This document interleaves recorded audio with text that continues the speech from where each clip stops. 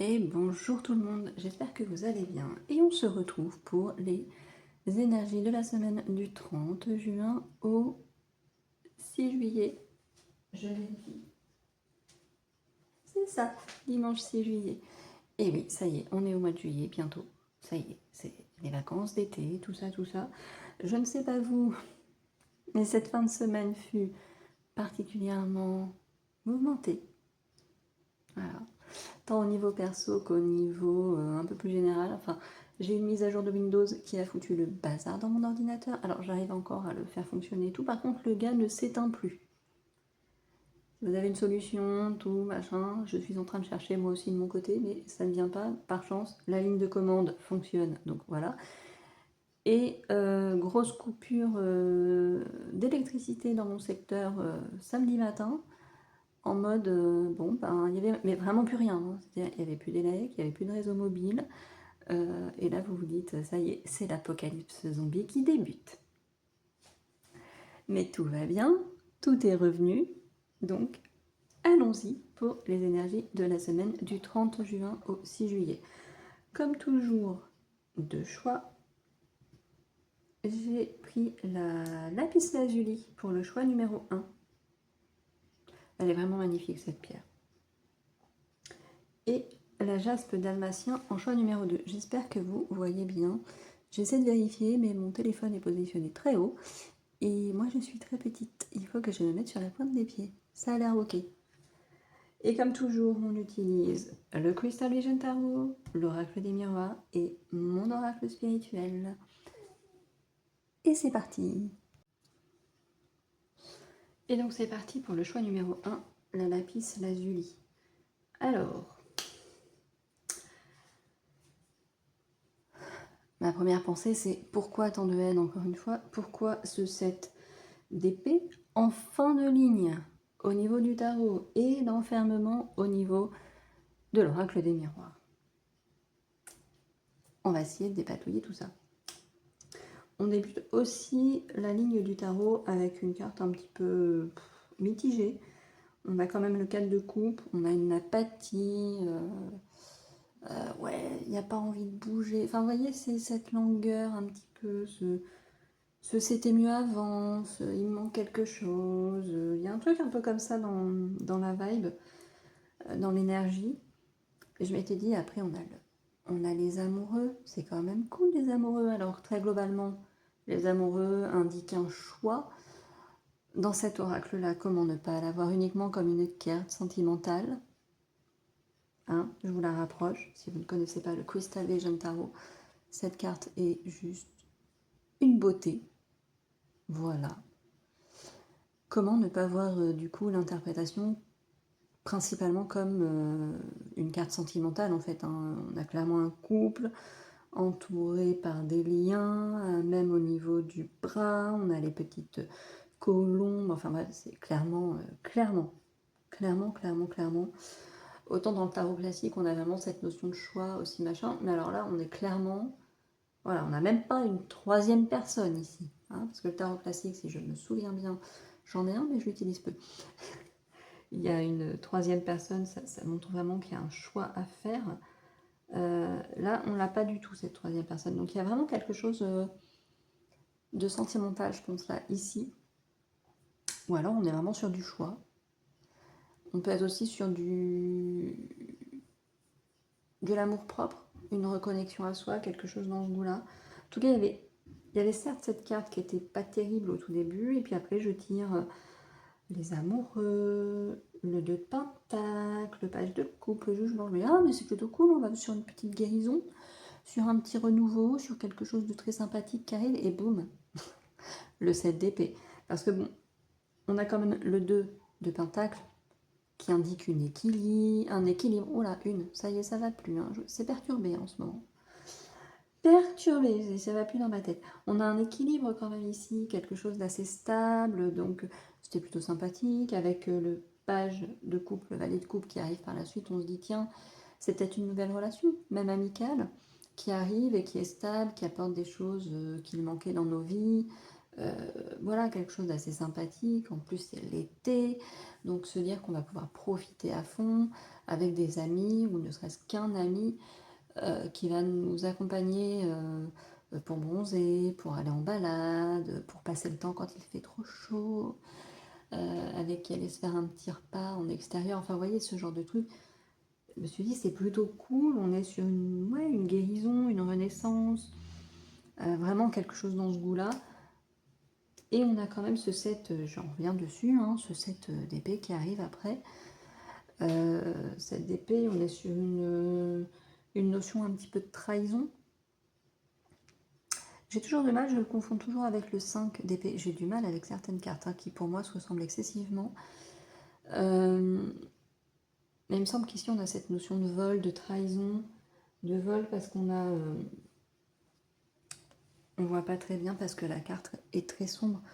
On a des corbeaux qui volent et qui sont venus voler, qui volent dans les airs et qui sont venus voler, subtiliser des épées. Mais vous ne devez pas le voir très très bien parce que la carte est très sombre. Donc il y a cette notion de vol. D'ailleurs, vous voyez là plus visiblement, on a même un en bas ici, corbeau qui vient voler cette épée. Du coup, il y a vraiment cette notion. Alors, est-ce que malgré tout, vous faites une nouvelle rencontre ou il y a quelque chose comme ça, une personne de votre entourage avec qui d'un coup ça se passe bien, il y a un certain équilibre qui est revenu et finalement c'est pas si stable que ça, pas si stable que les apparences le laissent dire, et il y a une petite trahison qui se passe, c'est pas impossible. J'ai envie de dire la majorité du tirage est quand même extrêmement beau, mais on finit quand même avec cette notion comme ça de... Il y a un truc pas super top qui se passe. Et en plus, j'ai envie de vous dire, on finit même avec, si je prends le dos de deck comme je faisais à une époque, on a même le 10 d'épée. Donc le 10 d'épée, l'image est très parlante. Je crois qu'elle est similaire dans le tarot classique. On a une personne au sol avec 10 épées dans le dos. Voilà, ça se passe même d'interprétation. Je pense que c'est parlant comme ça. Est-ce que vous êtes déjà pas très bien avec ce 4 de coupe, une mélancolie, une nonchalance, une apathie, vous n'avez pas envie de faire les choses, vous n'avez pas envie de... Vous n'avez pas envie. Et puis, il y avait un petit mieux, vous retrouviez un petit peu d'envie, un certain équilibre. Vous voyez, cette première étape de poser pour aller mieux, etc. Et quelque chose passe pour venir vous faire redégringoler. Je sais pas, il y a peut-être quelque chose dans ce goût-là. C'est un peu bizarre quand même. C'est un peu bizarre. Et on est un peu pareil sur la ligne de l'oracle des miroirs. Bah, on a le rêve, on a le contrat, la réunion, temps, ouverture. Jusque-là, on est au top. J'ai envie de dire, on est au top. Est-ce qu'on a effectivement un contrat qui se noue, machin, je ne sais pas, avec la réunion, c'est possible. Ça semble annoncer des choses hyper sympathiques, comme le jugement ici semble annoncer des choses extrêmement sympathiques. Je rappelle que dans le tarot, le jugement, c'est donc l'avant-dernière arcane majeure. Après vient le monde. Le monde, c'est l'accomplissement, la complétude. Donc en théorie, on arrive au jugement, on est quand même sur une phase extrêmement positive. Bah, comme l'ouverture peut l'annoncer, on va s'ouvrir sur des choses très très bonnes. Et bah, pareil, l'oracle des miroirs termine avec une carte qui n'est pas forcément très très joyeuse, l'enfermement. Je ne sais pas trop ce qui se passe. Il y a quelque chose qui est vraiment bien. Est-ce que c'est un projet finalement? Là, le tarot, je l'ai interprété dans un domaine plus sentimental. Mais est-ce que finalement, c'est pas un projet qui se mettait en place malgré des petits côtés un peu chiants qui indiquent une petite apathie? Vous en aviez marre peut-être. Ça faisait peut-être extrêmement longtemps que vous travailliez dessus. Ça se mettait enfin en place concrètement et quelque chose vient le faire capoter. Et on serait un peu dans cette idée-là sur l'oracle des miroirs. Un rêve, entre guillemets, quelque chose, un projet sur lequel vous travaillez depuis très longtemps. Ça semble se concrétiser avec le contrat, vous savez, puis les réunions qui se font pour finaliser les choses. Vous dites c'est bien, il est enfin temps que ça se concrétise parce que ça fait longtemps qu'on bosse dessus, c'est génial. Soit on va passer à autre chose, soit ce contrat va ouvrir de nouvelles opportunités, je sais pas, ça peut même être je reviens toujours sur les mêmes exemples, hein, mais c'est des exemples de la vie quotidienne, hein. La signature d'un contrat de location ou d'achat d'une maison par exemple, d'une voiture, peu importe, j'en sais rien. Et puis je sais pas, on a l'impression que sur la fin de semaine, il y a quand même quelque chose qui vient tout faire capoter. Alors, on a un oracle, mon oracle spirituel, qui reste très positif. Il est globalement assez positif, cet oracle. On a la perle, j'ai un trésor, la horde, je suis bien entourée, et le papillon, je me transforme. Alors, effectivement, hein, si vous êtes soumis à des petites contrariétés, blocages ici en fin de semaine, forcément que ça va peut-être vous pousser ici à vous transformer, oui, globalement, à voir les choses un peu différemment, en fait, à essayer de réinventer, si c'est un projet pro, réinventer tout le projet, en fait, hein. Si vous aviez signé pour une maison un compromis, par exemple, et que finalement ça capote, faut repartir à la recherche, soit d'une nouvelle maison, en revoyant peut-être votre projet, parce qu'il y a peut-être un petit souci de budget ou quelque chose comme ça. On vous dit que faut voir un peu moins grand, entre guillemets, et donc vous repartez sur les projets, redéfinir les choses avec votre banquier, avec votre partenaire de vie peut-être, avec qui vous allez acheter ou louer, et vous dire sur quels paramètres on fait des compromis. C'est peut-être pareil pour un achat de voiture par exemple, vous aviez des envies, et puis vous vous rendez compte finalement que le budget est peut-être pas là, on fait quoi comme compromis en fait? Est-ce qu'on le fait sur la taille de la voiture? Est-ce qu'on le fait sur les options qu'on voulait à l'intérieur? Comment on fait? C'est peut-être quelque chose comme ça.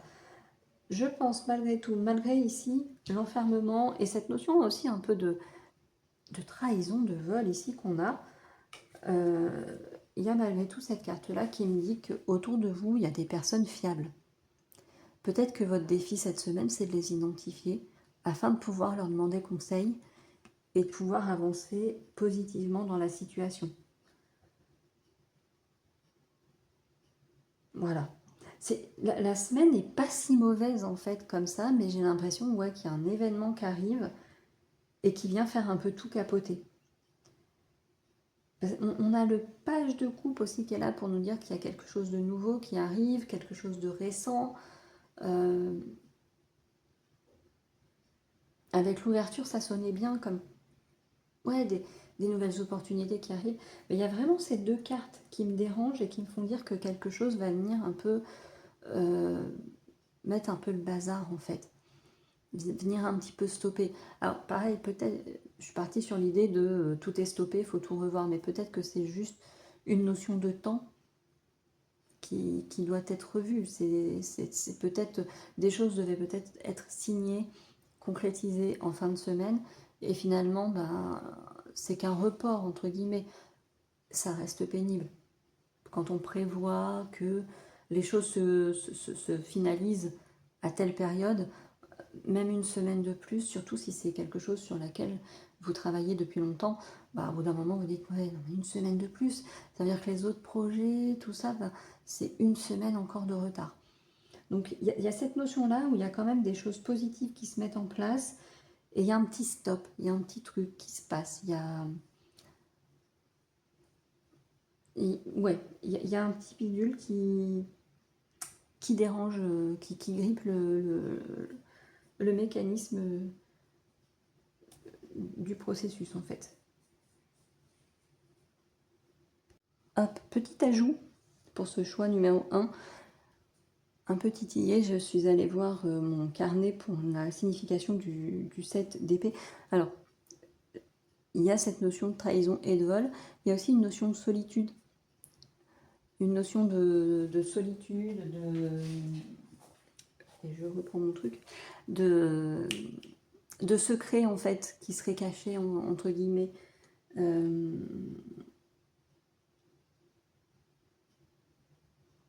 Voilà, je peux même vous lire le truc en fait, c'est ce que je vais vous faire. Pour le Crystal Vision Tarot, j'avais traduit le livret. Donc le 7 d'épée est une carte de déception, d'opposition et de trahison.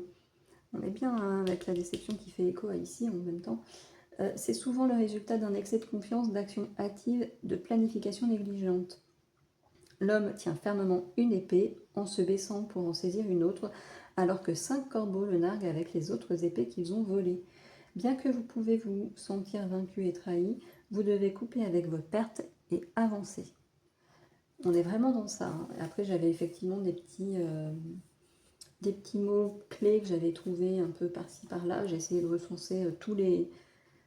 Ça me mixe un peu tous les tarots, tous les... Voilà, donc il y a bien cette histoire de vol, de secret, fuir la vérité, préférer la solitude, tromperie. Donc, solitude, ça m'a tilté parce qu'ici, on a enfermement, en fait. Donc, il y a peut-être une situation qui fait qu'à un moment donné, vous allez vous isoler un petit peu de votre entourage pour pouvoir peut-être replanifier les choses, réfléchir à ce qui s'est passé. Voilà. C'était un petit ajout. Et c'est parti pour le choix numéro 2, la jaspe dalmatien. Alors, j'aime pas la ligne de l'oracle des miroirs, je vous le dis tout de suite. Elle est très belle et... Alors, c'est un peu le choix 1, en fait. On m'a fait ça sur la ligne aussi du tarot, qui était très belle, qui n'était pas du tout dégueulasse. Et pouf, la dernière carte est pourrie. Voilà. On va voir comment tout ça me parle au final. Sur la ligne du tarot. Et j'ai envie de dire, bingo quoi, c'est nickel tout ça. On a le 6 d'épée. On laisse derrière soi des trucs dont on ne veut plus, blabla, machin, c'est nickel. Et c'est en totale cohérence avec le fou qui s'en va sur un nouveau chemin, qui prend son petit baluchon et qui se casse. Jusque-là, on est bon, hein, voilà. Donc ici, j'ai envie de dire, vous oubliez, vous laissez derrière une ancienne situation qui ne vous convient plus et vous démarrez un nouveau cycle. J'ai envie de dire bingo, c'est trop bien. Avec le chariot, on est sur une notion de victoire, on est sur une notion aussi de... Comment dire ? Quelque chose de dynamique, vous êtes actif. Moi, il y a vraiment cette notion de mouvement, on bouge, on fait les choses. Voilà, c'est un nouveau départ et ça vous motive en fait en toute logique. Généralement, les débuts sont toujours très flamboyants et très pleins de motivation. Et là, on est vraiment dans ça en fait. Avec le magicien qui arrive juste après, ça veut dire que vous utilisez tous les outils à votre disposition. On a aussi vraiment cette notion de début, hein, de début. Voilà, pour moi, là, on a 3 arcanes majeures qui sont absolument géniales pour marquer un tournant, entre guillemets, dans votre vie cette semaine. Il y a quelque chose de nouveau qui démarre, en fait. C'est peut-être totalement anodin en apparence, mais peut-être que dans le futur, ça va se révéler complètement significatif.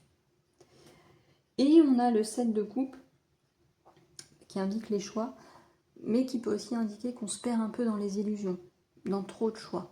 Donc peut-être aussi que on vous invite à pas être trop non plus éparpillé, trop spontané, trop indécis. Ça peut être aussi peut-être un petit peu l'énergie du magicien, vous savez, on débute, on apprend et on se sent plein de force. Et du coup, on s'éparpille, on veut apprendre plein de choses. Une nouvelle passion, par exemple, on voudrait tout savoir d'un coup, alors qu'il faut prendre les choses petit à petit. Il y a cette notion-là. Voilà. C'est pas non plus... Il n'y a rien de dramatique dans tout ça. Hein, voilà. Et on a le 6 de Pentacle qui, pour moi, vraiment dans cette notion d'équilibre, de donner-recevoir, de récolte, entre guillemets. Voilà. Sur le 6 de Pentacle, on a vraiment...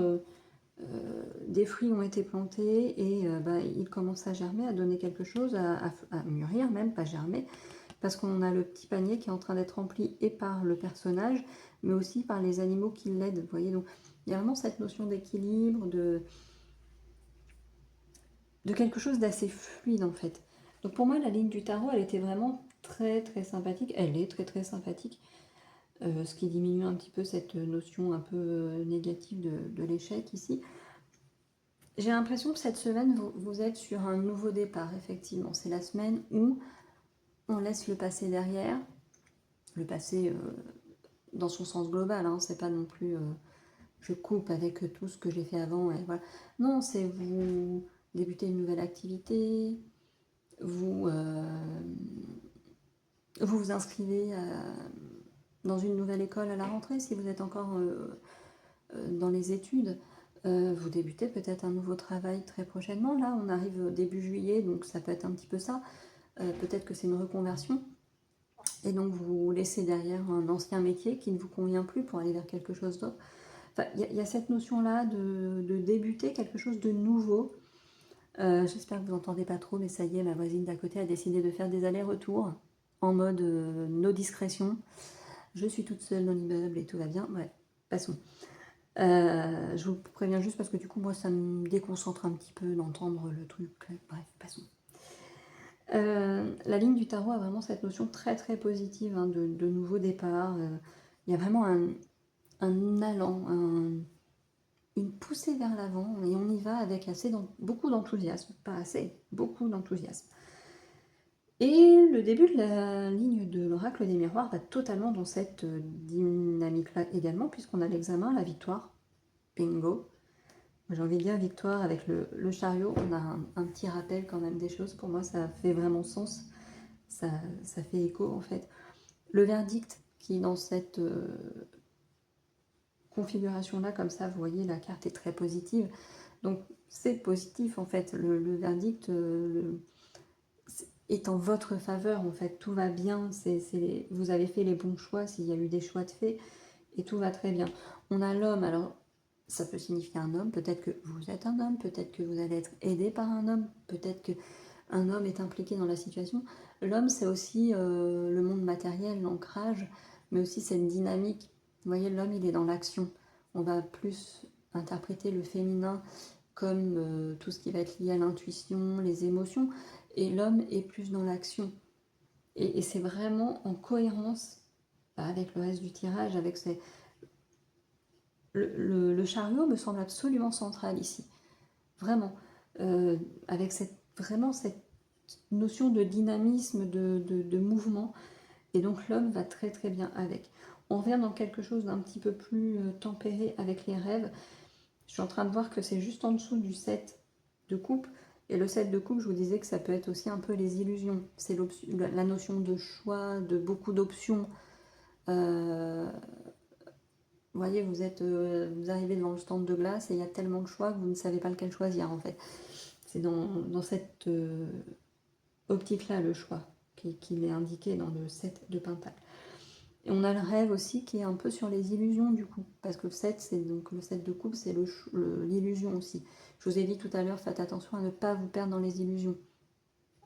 On débute quelque chose de nouveau, on est peut-être un petit peu trop enthousiasme et on se perd un peu dans le truc quoi. On vous dit peut-être un peu de tempérer, de calmer vos ardeurs, d'y aller mollo.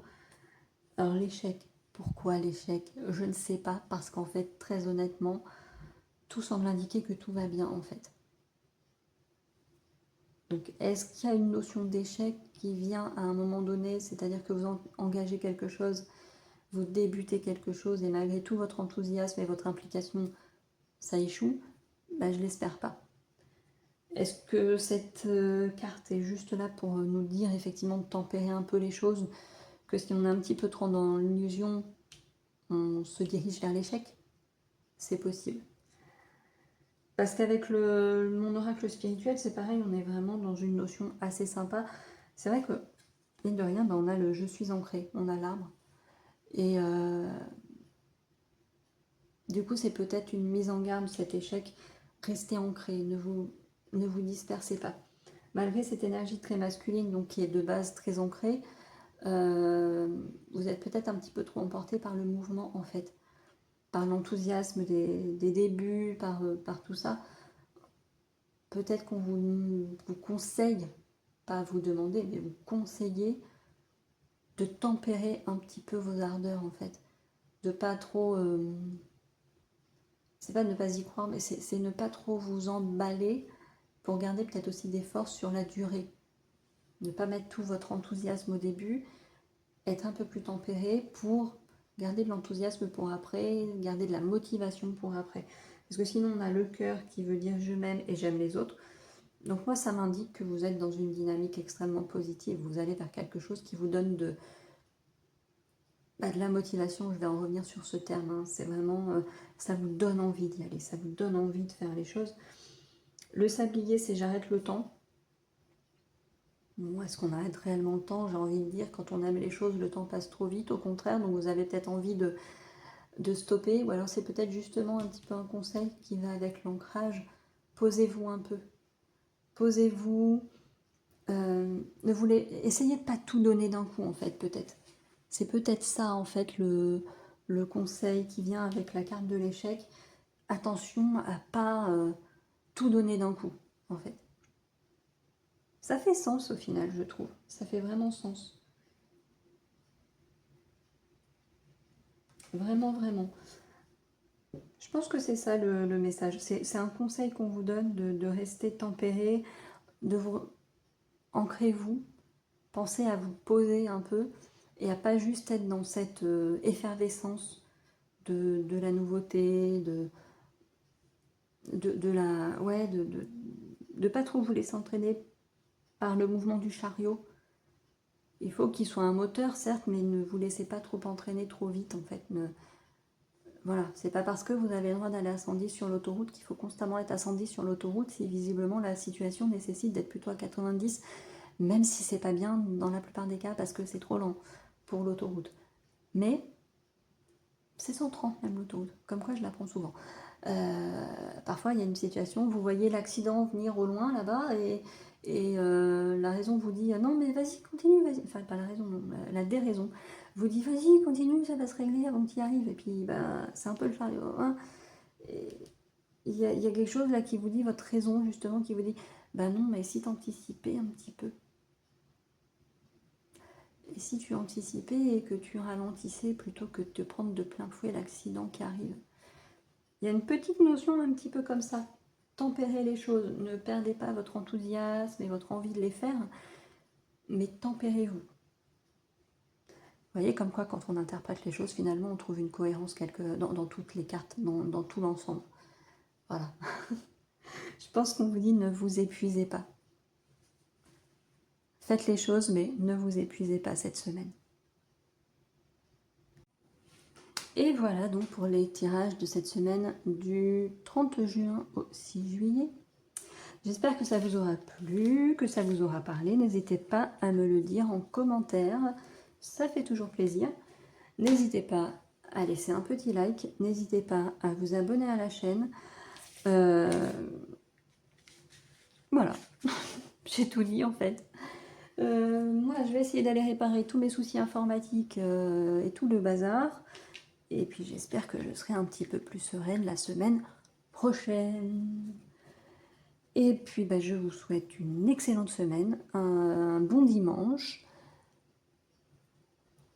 Et à mercredi normalement pour une autre vidéo.